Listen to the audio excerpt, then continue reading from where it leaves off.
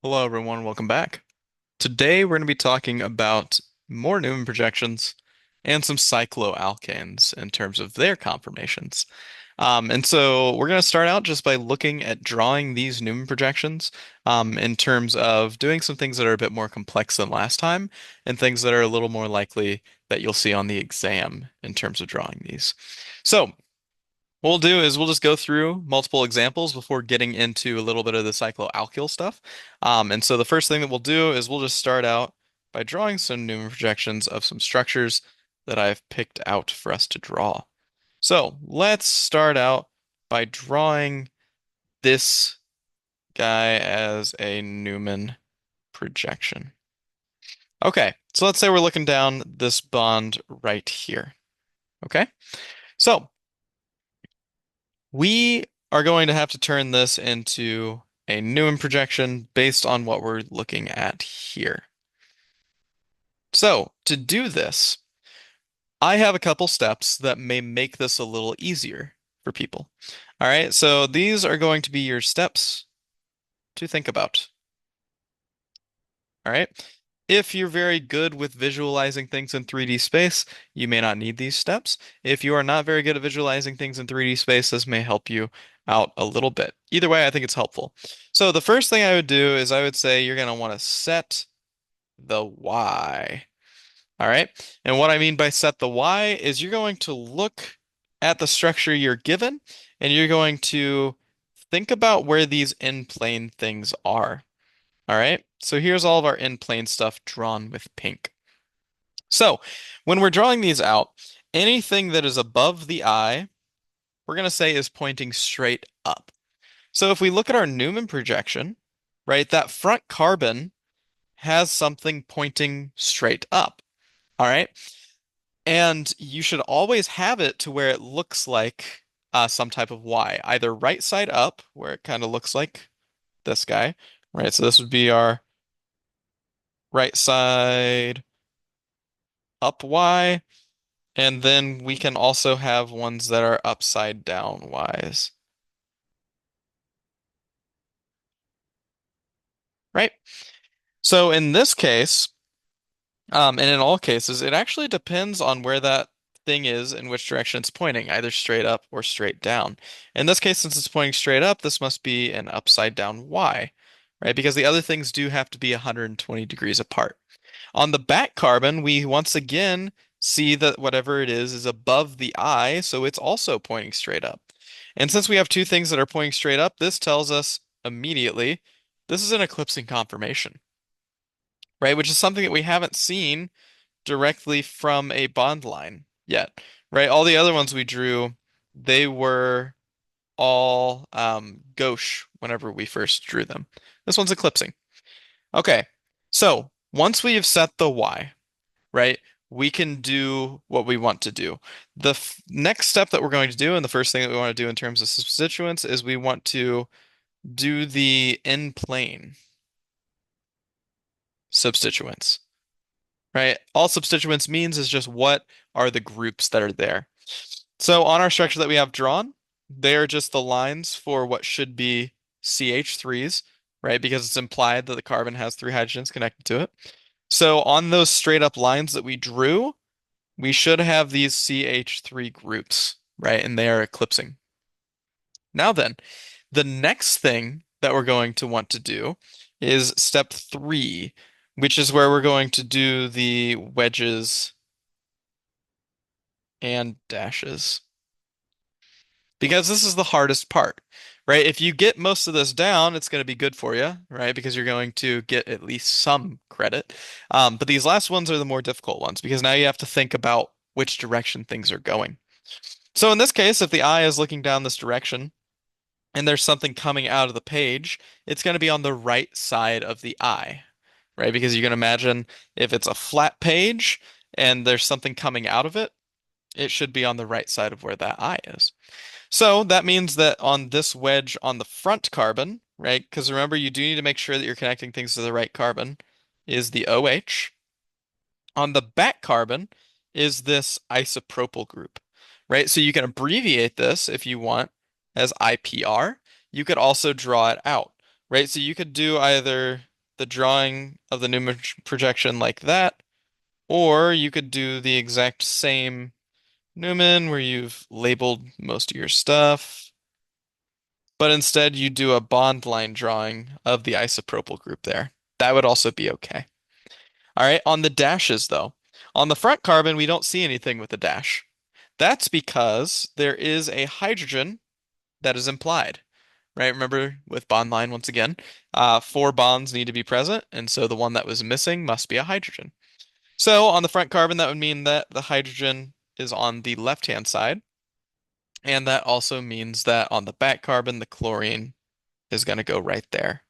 So that would be either of these would be an appropriate Newman projection for what we have, right? So those three things are how we kind of get to here.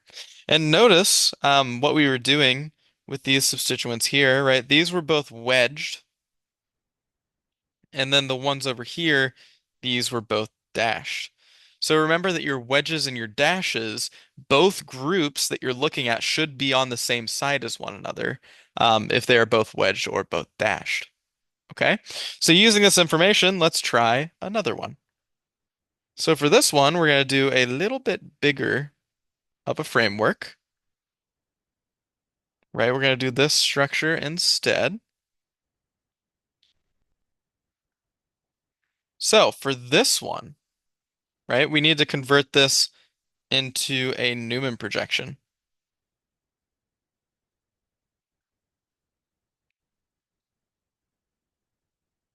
So what is this going to look like? And I will tell you, also one thing you'll always be given is the bond you're looking down.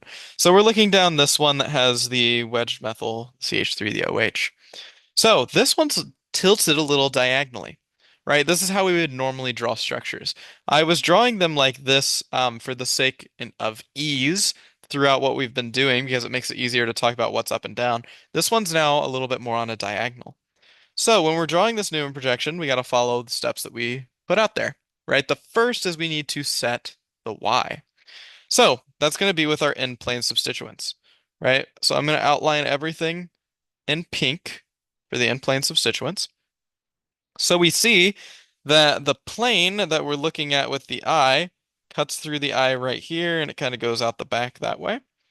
So our end plane substituent on this side is above the eye, right? So it should be pointing straight up. So that means this front carbon is an upside down Y. On the back carbon, though, if we look at where that little sort of weird line is that I drew, it is below that line, right? So that tells us that on the back carbon, it has one that's straight down. That means it should be a right side up Y. So there we go. And on that front carbon, the thing that was pointed straight up, it is an ethyl chain, right? Two carbons. So we can abbreviate that ET, right? We could also have drawn it out. On the bottom, the back carbon, what's pointed straight down, that is actually a tert butyl group. So we can abbreviate that as well, TBU. Okay.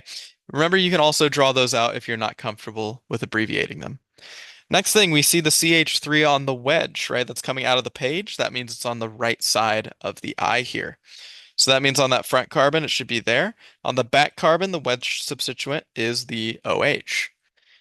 The dash substituent on the front carbon is not shown, but we know it's a hydrogen because it has to be. And then on the back carbon, it's another CH3. Now then, looking at this, once again, just like we saw in the other one, our wedge substituents are right here, and our dash substituents are right here. Okay. And remember how those are always on the same side.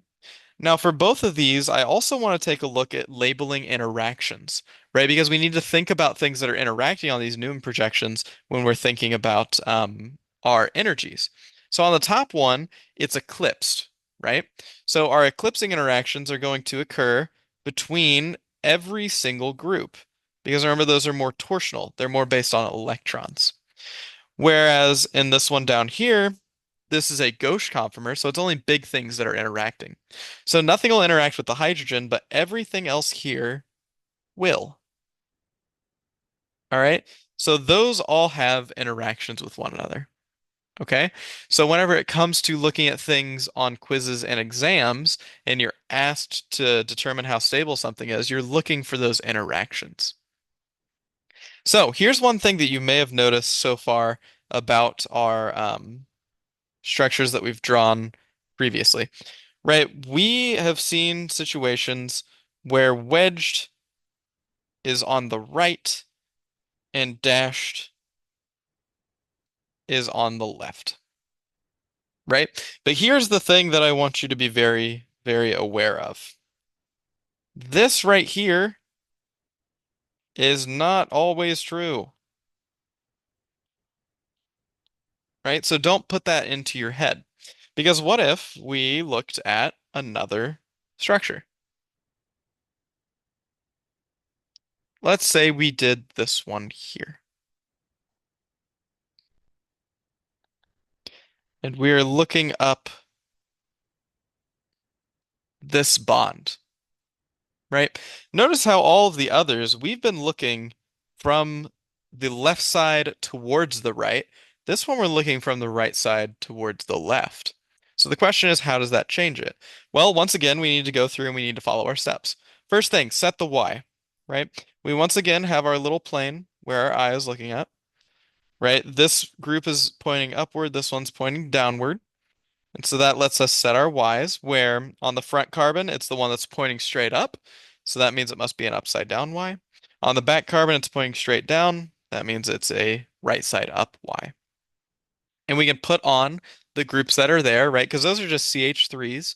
So pointed up here is a CH3, pointed up here is a CH3. And so now when we're thinking about this, right, the CH3 on the wedge is still coming out of the paper towards us. But now we're looking from the opposite direction.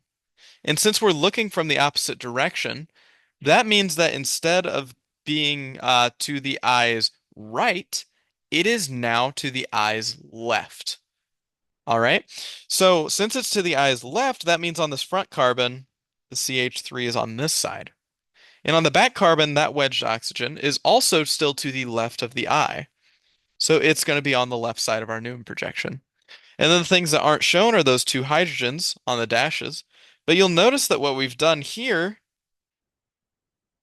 is the things on the left-hand side are now wedged, while the things that are on the right-hand side were the ones that were dashed. All right. So you can see how, depending on the direction we're looking down this bond, it actually changes what the wedged and dashed substituents are. Okay. So keep in mind that this thought process depends on which direction you're looking from.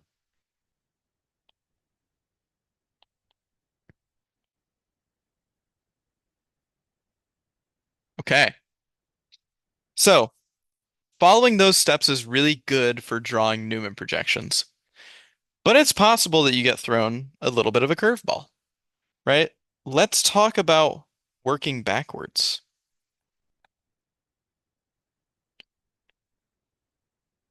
because it's not always true that you'll have a structure that you're trying to draw a Newman projection of. What if instead you're given a Newman projection and you are asked to draw the structure for it? That's where things get a little more difficult. So let's say we were given this structure here, and we were asked to draw the bond line structure for this Newman projection. Okay? Thing is, we have to draw it in the appropriate conformation that is given. All right? So for this one, we're going to do some similar steps to the previous one, but these are steps that you want to think about. The first one is very similar to the previous one, but instead of setting where the Y is, we're going to set where the chain is. All right? So we're going to set the chain and we're going to call this in plane, right? We want it to be in plane.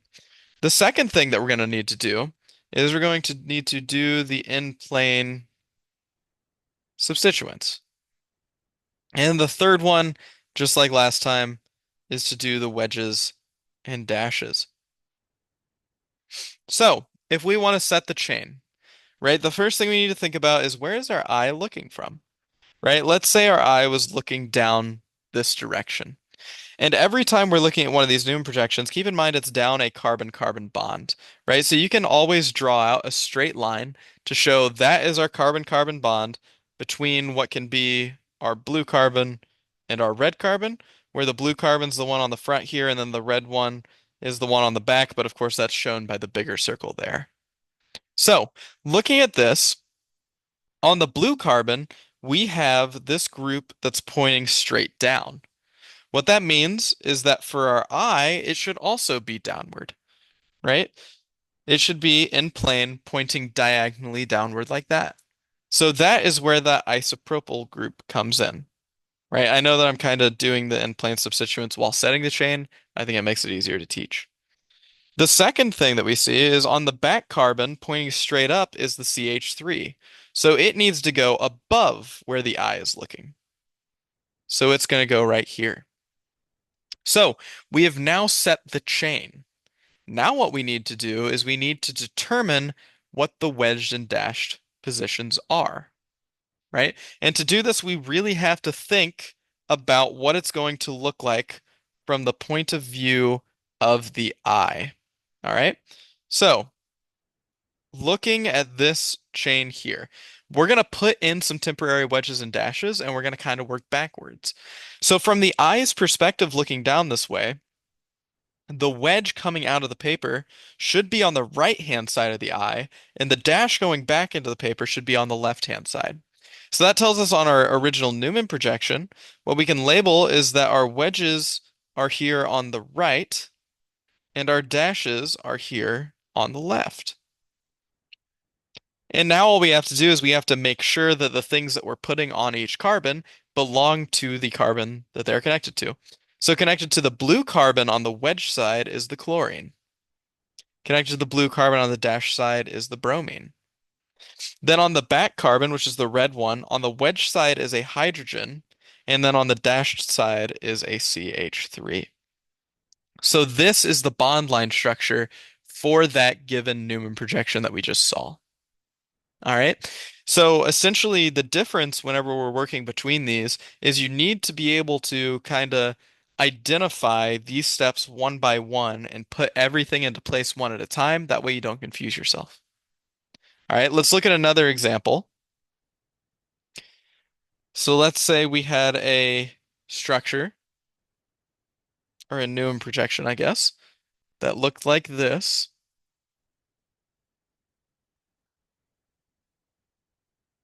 And we wanted to draw a bond line structure for it. So first thing we have to do is we have to set the chain. Okay, I'm once again going to use some colors and our straight carbon-carbon bond here because it always makes it easier to have colors to look at.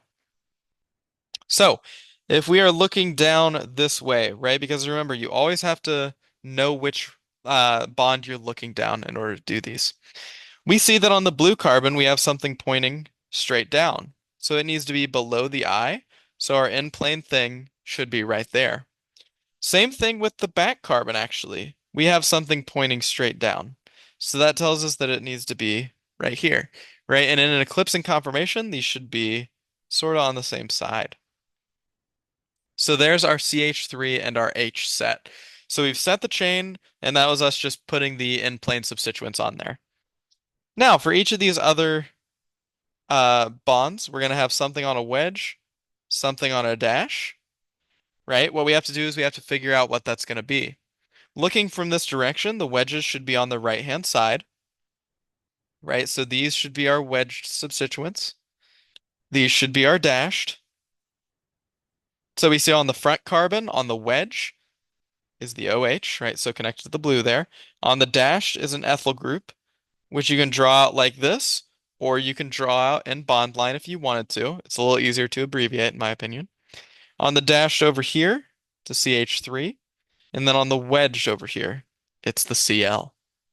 All right. So just as an example of if you wanted to draw this out in bond line without having the abbreviation of ethyl, you would just draw in the rest of the carbon chain right there. and it would instead look like this, right? Because we also wouldn't have to show the CH3s. Same thing as we wouldn't really have to show the H. Okay, so both of these are correct if you draw them in this way. Okay, so that is all that we need to talk about in terms of advanced Newman projections. Your practice problem set and your homework will have you draw more of these, but hopefully doing some of those examples makes it a little easier on you. We're going to move on now to cycloalkanes. So, for cycloalkanes, these are talking about rings, right? And so with rings comes an interesting thing that we call ring strain, right? And so ring strain is essentially strain created by a ring due to torsional, steric, or bond angle strain. All right. And so you may be asking yourself what bond angle strain is, and I will tell you right now that bond angle strain is just a strain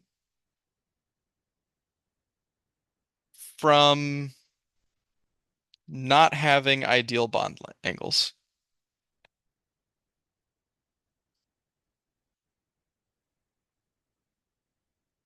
Okay.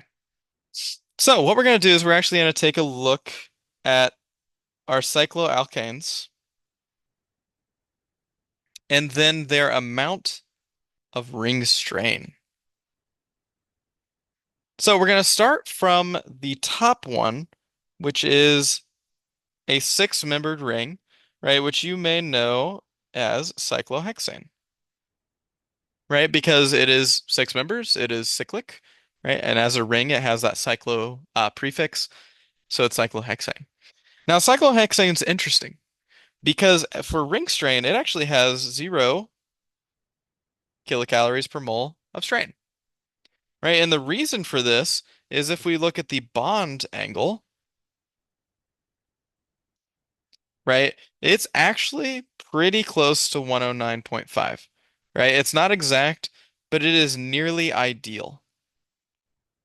But the thing is, as we go down and make our rings smaller, you'll notice we're going to start to get some interesting bond angles, right? Because as we move towards this five-membered ring, right, which is cyclopentane, it picks up a little bit of ring strain, 3.9 kilocalories per mole. All right, and the angle is slowly decreasing because as we move further down, right, this would be cyclobutane, and I'm actually going to shift things up a little bit. That way we don't get too far down here. Cyclobutane has an insane increase to 19.8 kilocalories per mole, right? Versus our last little guy, which is the smallest ring you can have, cyclopropane, it has a ring strain of 27.6 kcals per mole. And the reason for this is as we go down this list, we are decreasing the bond angle, right? Until we get down to this very bottom one, which you can imagine the CCC bond angle is 60 degrees. Because all it is the inside of an equilateral triangle, which is 60 degrees. And so going away from this ideal bond angle, we start to go far down to where we get incredibly high ring strain, right? And so the higher the ring strain, the worse it is to have that type of ring. And so what you need to keep in mind is that as your ring size goes down, your strain goes up, right? And the reasoning for that is the further from the ideal angle of 109.5, the more strain we cause. So what we're going to do is we're actually going to look at each of these ring systems, and we're going to get an idea of what is causing that strain, apart from just the really nice bond angles that we've already given. And we're going to take a look a little bit at some Newman projections. Now, with that being said, I do want to make this very clear.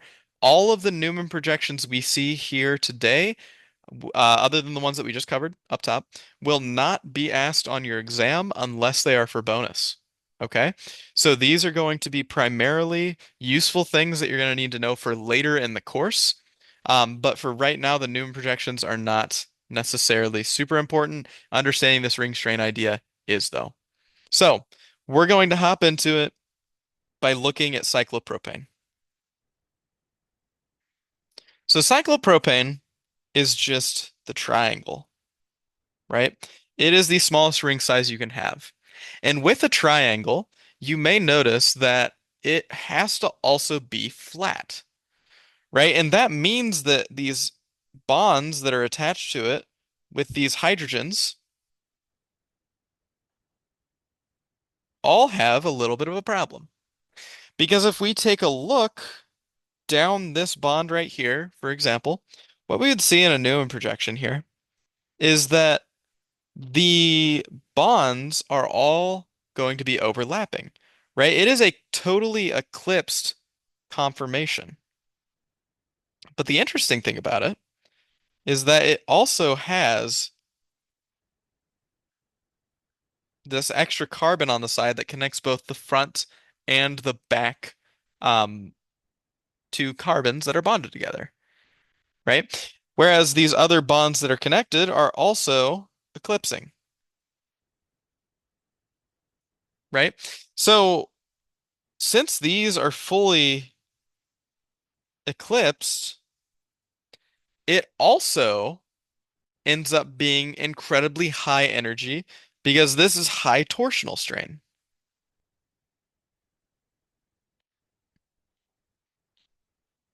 right? And so because of that, we know that small rings are stuck, right? They can't rotate due to their geometry. So when we're looking at these cyclopropanes, we always have to keep in mind that they have really, really high strain because they also have these eclipsing torsional interactions. So when we're thinking about cyclopropane, it has both ring strain,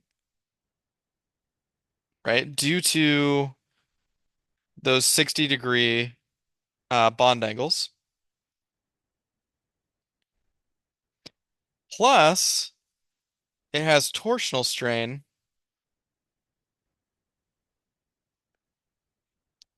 due to the eclipsing interactions.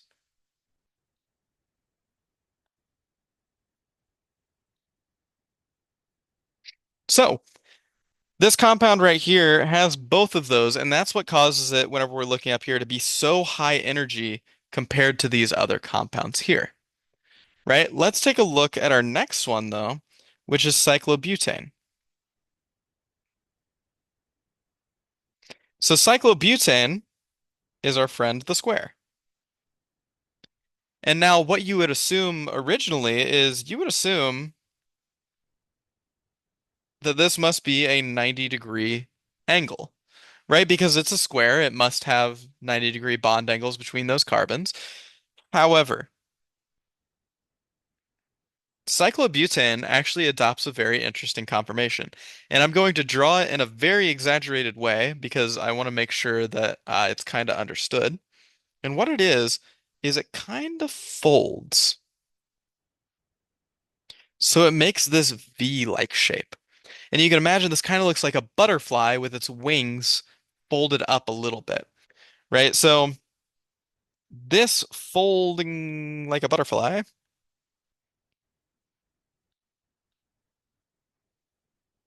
is important because essentially what it's doing is it's altering its bond angles in order to take away the eclipsing interactions. Because if we were to look at just the square, right, it would also have to be flat. And so once again, these hydrogens would overlap. But over here with this bent conformation, you'll notice that it's instead kind of pushing those hydrogens to different angles, right? And so what this is going to do for us is it bends to relieve torsional strain, but in turn, the bond angle here, which again, I exaggerated the bend, but it actually ends up being 88 degrees. And so that is worse than the 90 degrees it would be. But removing that torsional strain is better than just taking, this little bit of extra bond angle strain, right? So it bends to relieve torsional strain, but it has higher bond angle strain due to this.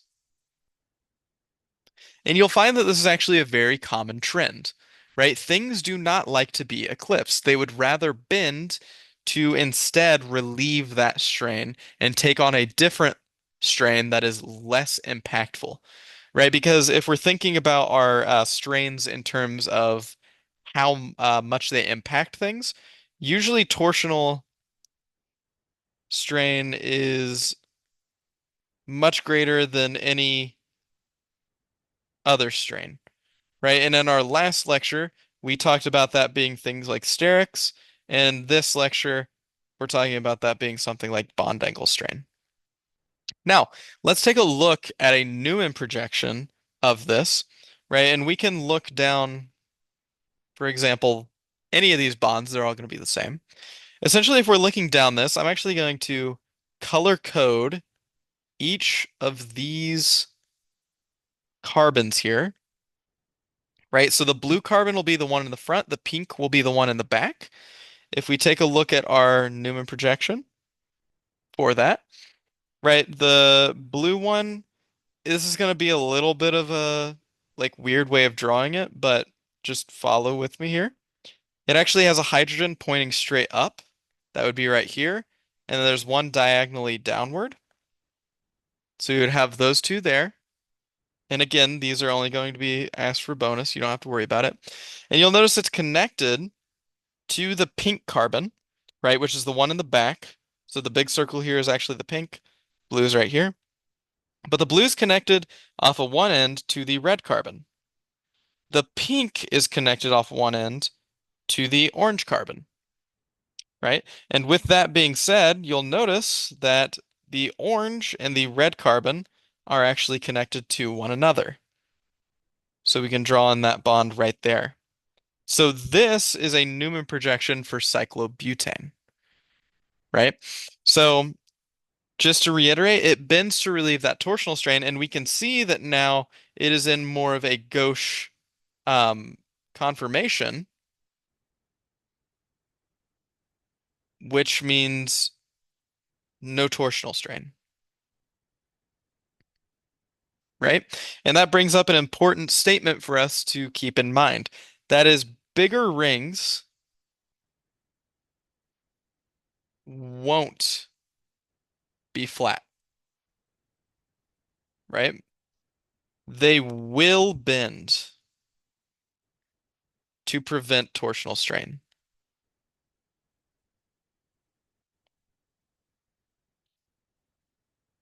Okay, so let's move on to the next size ring, which would be cyclopentane, right? Cyclopentane, which is our five-membered ring, looks like a pentagon, right? And the thing is with this one, just like what we were looking at with our previous ring, it would have some really funky bond angles, right? And it definitely does. And the thing is, it's not going to sit flat. We already know that because it's going to eclipse things. So what it actually looks like is essentially four of the carbons will stay somewhat flat, and then one will bend upward, right? And so essentially it pushes one carbon upward to relieve the eclipsing strain, right? To relieve that torsional strain. But the thing is, in doing so, you'll notice that unlike the others, it's actually not sacrificing much of the bond angle, right? This one is actually relatively close to 109.5. As a matter of fact, I don't have the exact number here, but it's pretty close to, I think it's 104. So that's why whenever we're looking at these structures up here, right, there's a reason that there's this big gap between the cyclopentane and the cyclobutane, right? It's a big jump. And the reason is because of how big of a change those angles are, right? Cyclopentane to cyclohexane, it's a very small change in the bond angle, but then cyclobutane, it drops all the way to 88 degrees. So that being said, with cyclopentane, the only other thing we got to look at is a Newman projection, right? So once again, for this one, we're going to take a look at it in terms of what we kind of have drawn over there, where we have a hydrogen down here, hydrogen up here, and we're looking down this bond right here. And so what we'll see is down that bond. Oh, I guess I drew this in the opposite direction. It's okay, because again, won't be testing you over these, right? We have those hydrogens are all connected to the carbons that they're connected to. And then we should have the carbon in the front, the carbon in the back, and then there's three others, right? So here we can say is going to be one. Here can be another. That just means we have one out here that is not yet connected. And these are all connected to those main rings here in the middle. All right. So this would be a Newman projection of cyclopentane. Now then, that leaves only one ring left, cyclohexane. And the thing is, all these other rings are very simple, very easy to work with, right? They really only have one thing they can do. Cyclohexane, on the other hand, has a lot of things it can do. And so because of that, it is going to be in the next lecture, right? Next lecture, we're going to be going into looking at cyclohexane and these things called chair conformers. Because cyclohexane, just like these other ones, likes to bend, but it likes to bend in a very specific way. So, next time we're going to talk all about the star of the show, which is cyclohexane, and that will be the last little lecture before your exam. So, make sure to start studying for that exam by taking the practice exam, and I'll see you next time for that final lecture.